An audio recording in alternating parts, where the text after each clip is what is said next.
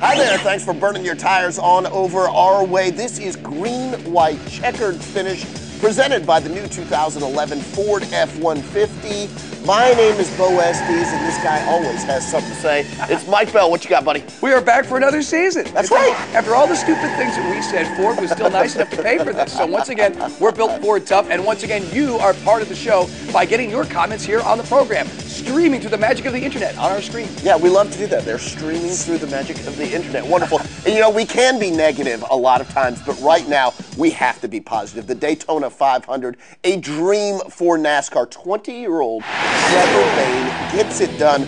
Mike, I want you to go through your mental Rolodex. Rank this as far as the best 500 feel-good stories that you recall. Where does it rank? Well, you know, Junior finally getting the win in 04. I mean, there's a million storylines you can throw out there. I mean, I hope this guy goes on to have a monster career and he doesn't become like a Derek Cope, where he's a footnote. I don't think it'll happen. I think he's going to be great. He's only 20. I mean, the kid, everything you heard about Trevor Bayne this weekend was positive. ESPN follows him around. The kid has just got that youthful exuberance because he is a kid. Says a prayer on the radio for the whole team before the race. And, oh, by the way, during the week, veterans like Jeff Gordon were seeking him out to work with him in this two-car tango stuff. So he impressed everyone. And while the veterans were spinning out and not being able to handle it, he was white-knuckling it all the way through, and he came out like a pro. Just couldn't find where victory lane was, as we see here. Hey, it's an honest mistake. It's over here, big fella. I mean, it's just a fantastic feel-good story. And NASCAR needed it. Let's be honest, the racing was pretty bad. It is a win that spans generations, and the real nugget that I enjoy from this is that he had a chat over the weekend with David Pearson. You remember him as a 21 driver, Mike Bell. Yeah. So you chat with David Pearson. Old guys can relate to this story. Young guys can relate to this story. Just absolute gold for NASCAR. And the Wood brothers, who haven't won since, I think, Bristol back in the day with Elliott Sadler. Sure. And they hadn't won a Daytona 500 since '76. And you mentioned the old Perlator. Remember that old paint scheme on the Mercury for Pearson? That was great. But let's get down to the race itself, because that race was not so great. Yeah. And we are going to get down to the race, and we're going to talk about restrictor plate racing. I'm going to ask you, if you could pick any driver in NASCAR right now to win one restrictor plate race, one super speedway race, one restrictor plate, who do you go with? Well, I would say Jamie McMurray, but you already said you're going to pick him. So I'll go with Kevin Harvick. Spoiling it for me. I'm sorry. Harvick is my guy. I like him. He's very aggressive. I think Tony Stewart out there, like, he's won everything but the Daytona 500. Yep. He's always running up front, and Tony Stewart plays well with others. He can work with his own teammates. Him and Junior usually have a lot of fun out there. Jeff Gordon as well. You can't go wrong with anybody from the Hendrick stand.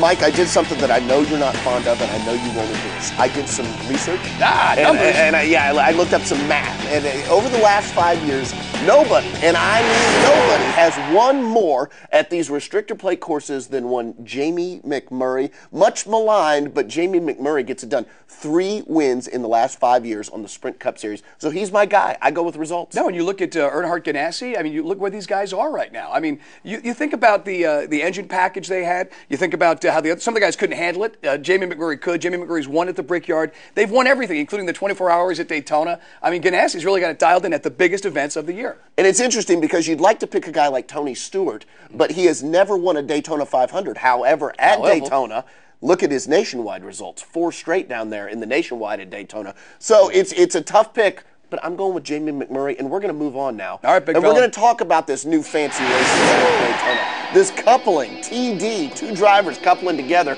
Do you like it? Do you hate it? What's your feeling? Where are you on Well, this? I mean, this was about 450 miles of snooze fest. I mean, you had a lot of wrecks, and if you want to see a ton of cautions out there, because, as we said earlier, even veteran drivers have a hard time maintaining, that 2-car tango thing.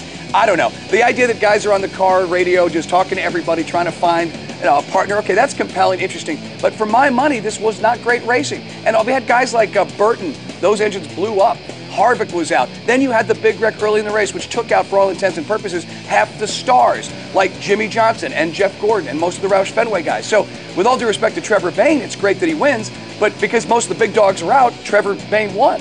Well, I don't know if that's true necessarily, though, because like you said earlier, the big dogs respected this kid from the beginning, and I think he raced better than anybody down the stretch. But I will say this, it's the new track. We know that that's one component of this. The grip is such that those cars can get right up. Oh, it's smooth as glass. Yeah, it's perfect. It's absolutely perfect. The other aspect is the new nose. This is beneficial for these cars to do the 2-car tandem like that. I don't know that I like it. I'll be able to judge more after Talladega.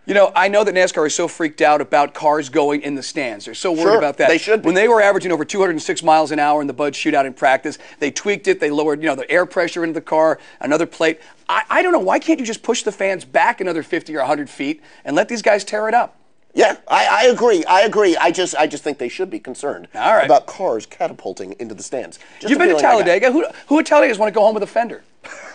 Hey man, look at that! I got Earnhardt's fender. It's a wonderful souvenir. It's about the only thing you wouldn't find in the NASCAR Superstore. Hey, let's go into the Built Ford Tough moment and just kind of peruse your mind right now. Okay. What do you think we could come up with for a Built Ford Tough moment right now after this weekend? Any wild ideas? Kid gets his first Sprint Cup victory, and he doesn't even get points for it because he's racing the Nationwide Series. Carl Edwards leaves Daytona with the points lead, but this guy leaves with the Harley Earl Trophy, and that's what it's all about, Trevor May. Yeah, and I think the thing about it is when I think Built Ford Tough, I think there's some seasoning involved in that expression, in that mantra.